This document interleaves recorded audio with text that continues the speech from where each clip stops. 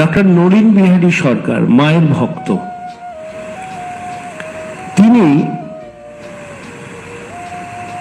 শ্যামবাজার থেকে আরেকজন ভক্ত এসছেন, তিনি আছেন মায়ের কাছে।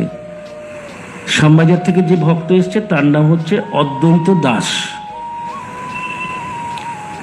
আর তিনি আছেন মায়ের কাছে। এবার মা আরো 5 জন ভক্ত, 4-5 জন বসে আছে, সবাই বসে রয়েছে, ওনারাও রয়েছেন। এবার মা কি করেছেন, ঠাকুরের যে প্রসাদটি,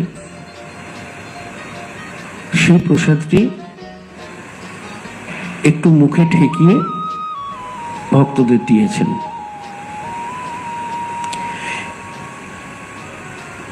মানে জিভে ঠেকিয়ে ভক্তদের দিয়েছেন ঠাকুরের প্রসাদটি। তখন উপস্থিত এই যে ভক্তরাও তখন কিরকম ছিল দেখুন, বাজিয়ে দিত কিরকম সব।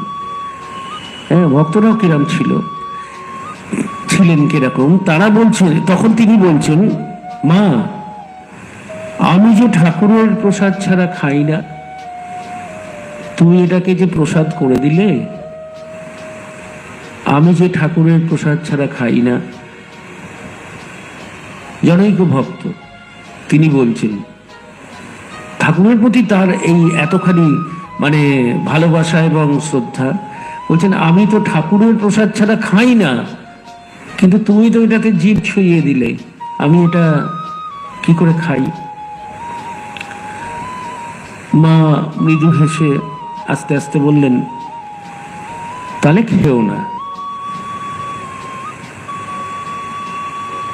বললেন তাহলে খাওয়ার দরকার নেই, খেও না, মিটে গেছে। এবার যিনি বলেছেন কথাটা, তার উপর উপস্থিত সকল ভক্ত মোটামুটি বিরক্ত। কিছুক্ষণ পর ওই ভক্তের মধ্যে চেতনা এসছে, আমি এটা কি বললাম। তখন সে বলছে, কিছুক্ষণ ভেবে বললেন, মা আমার ভুল হয়ে গেছে, আমি বুঝতে পেরেছি এবার, ঠাকুরও যা তুমিও তাই।